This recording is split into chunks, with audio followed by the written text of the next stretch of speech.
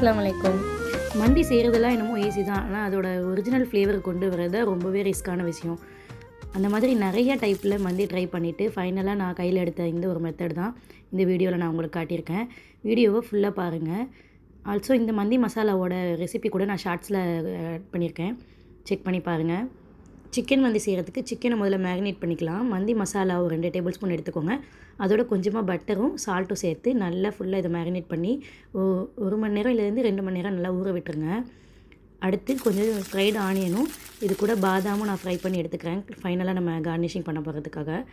அடுத்து இப்போ rice ready பண்ணிடலாமா? அதுக்கு ஒரு பாத்திரத்தில் பட்டர் ஆட் பண்ணிக்கோங்க. ஒரு 1/2 டீஸ்பூன் அளவுக்கு முழு மல்லி, மிளகும் ஜீரகமும் சேர்த்து ஒரு 1/2 டீஸ்பூன் எடுத்துக்கோங்க. இது கூட பட்டை, கிராம்பு, ஏலக்காய் ப்ளஸ் பே லீஃபு 2 காஞ்ச எலுமிச்சங்காய் எடுத்துக்கோங்க. இது எல்லாமே நம்ம தாளிக்க போகிறோம். இந்த ஸ்பைசஸ் எல்லாம் பட்டரில் நல்லா வதங்கி வாசனை வந்ததுக்கு அப்புறமா ஒரு 7-8 பல் பூண்டை பொடியாக நறுக்கி சேர்த்துக்கோங்க. இது கூட ஒரு பெரிய வெங்காயம் ஒன்று நான் ஸ்லைஸ் பண்ணி ஆட் பண்ணிக்கிறேன். வெங்காயம் ரொம்ப நேரம் கலர் மாற தேவையில்லை. இது கூட சிக்கன் க்யூப் இருக்கு இல்லையா, இந்த ஸ்டாக் க்யூப் வரும்ல, அது கண்டிப்பாக சேர்த்துக்கோங்க. நான் 1 க்யூப் ஆட் பண்ணியிருக்கேன்.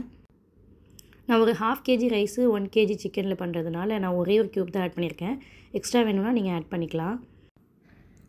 இதில் இப்போது சிக்கனோட அந்த விங்ஸு, கழுத்து பீஸ்லாம் இருக்குல்ல, அதெல்லாம் இதில் ஆட் பண்ணிக்கிறேன். சிக்கனோட டேரெக்டாக ஃப்ளேவர் இறங்கணும்னு. மீதி சிக்கன்லாம் நம்ம ஸ்டீம் மெத்தடில் தான் குக் பண்ண போகிறோம். அடுத்து இதில் ஒரு 1/2 டீஸ்பூன் அளவுக்கு மஞ்சத்தூளும் மிளகுத்தூளும் சேர்த்துக்கோங்க. உப்பு இந்த ஸ்டேஜிலே சேர்த்துருங்க. நம்ம சேர்த்துருக்க அந்த சிக்கன் க்யூப்னால் அடிப்பிடிக்க வாய்ப்பு இருக்குது, அதனால் சிம்மில் வச்சு வதக்கிக்கோங்க. இதில் நான் ஒரே ஒரு கேப்சிகம் கட் பண்ணி சேர்த்துக்கிறேன். கேரட் கூட சேர்ப்பாங்க, இது கம்ப்ளீட்டாக ஆப்ஷனல் தான். சேர்த்திங்கன்னா கேப்சிகத்துக்கு ஒரு ஃப்ளேவர் இருக்கு இல்லையா, அது ரொம்ப நல்லாயிருக்கும் ரைஸில். இப்போ இந்த ஸ்டேஜில் ரைஸுக்கு தேவையான ஒரு தண்ணி ஆட் பண்ணிக்கலாம். எப்படி தண்ணி எடுக்கணும்னா, இப்போ 2 கப் ரைஸ் எடுத்துருக்கேன்னா நான் 2க்கு 4 கப்பு நம்ம யூஸ்வலாக தண்ணி சேர்ப்போம்ல, அப்படி சேர்க்காமல் 2க்கு நான் 3 தான் சேர்த்துருக்கேன். ஒரு 1/2 கப்பு கம்மியாக எடுத்திருக்கேன். ஏன்னு கேட்டிங்கன்னா, ஸ்டீம் பண்ணுறோம்ல சிக்கன், அதுலேருந்து வேறு அந்த ஜூஸ் எல்லாம் இறங்கும் ரைஸ்க்குள்ளே. ஆல்சோ ரைஸும் நல்லா உதிரியாக இருக்கணுங்கிறதுக்காக ஒரு 1/2 கப் கம்மியாகவே தண்ணி எடுத்திருக்கேன். இந்த ஸ்டேஜ்லேயே உப்பெல்லாம் செக் பண்ணிவிட்டு நீங்கள் கவர் பண்ணிடுங்க. ஏன்னா இதுக்கப்புறம் நம்ம இதை ஓப்பன் பண்ண போகிறது கிடையாது. இதுக்கு மேலே ஒரு அலுமினியம் ஃபாயில் வச்சுட்டு இந்த மாதிரி கவர் பண்ணிவிட்டு ஃபுல்லாக ஹோல்ஸ் போட்டுக்கிறேன். எதுக்கு இந்த மாதிரினா, இது மேலே தான் நம்ம சிக்கனை வச்சு ஸ்டீம் பண்ண போகிறோம்.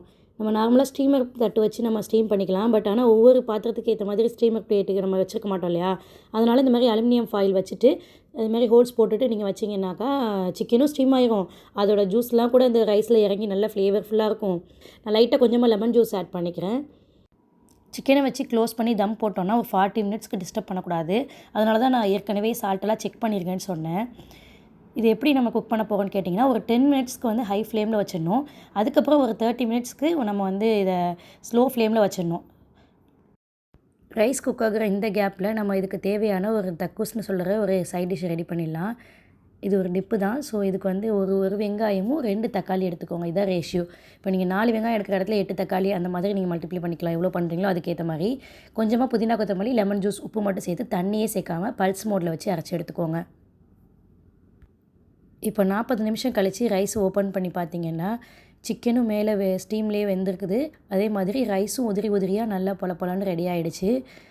இப்போ இந்த ஸ்டேஜில் நம்ம ஃபுட் கலர் நான் ஆட் பண்ணிக்கிறேன். இது ஆப்ஷனல் தான், வேணால் சேர்த்துக்கலாம். இதோட நம்ம வறுத்து வச்ச வெங்காயம், பாதாம்லாம் ஆட் பண்ணிவிட்டு வெந்திருக்க சிக்கன் மேலே கொஞ்சமாக ஃபுட் கலர் ஆட் பண்ணி தவா ஃப்ரை பண்ணிக்க போகிறேன் நான் லைட்டாக.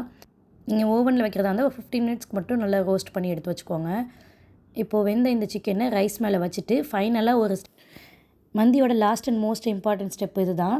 என்னென்னு கேட்டிங்கன்னா, நம்ம இதுக்கு ஸ்மோக்கி ஃப்ளேவர் இன்ஃப்யூஸ் பண்ணுறதுக்காக ஒரு பவுல் இல்லாட்டி ஒரு ஃபாயில் பேப்பரில் ஒரு சார்கோலை சூடு பண்ணி அதில் வச்சு ஆயில் இல்லைனா கீ அது மேலே விட்டிங்கன்னா புகை வர ஆரம்பிச்சிடும்.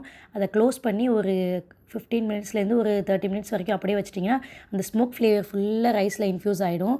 ஸோ சூடாக சாப்பிட்றதுக்கு அந்த ஸ்மோக்கி ஃப்ளேவருக்கு உங்கள் மந்தி ரொம்பவே சூப்பராக இருக்கும். நீங்கள் கண்டிப்பாக இந்த மெத்தடில் ட்ரை பண்ணி பாருங்கள்.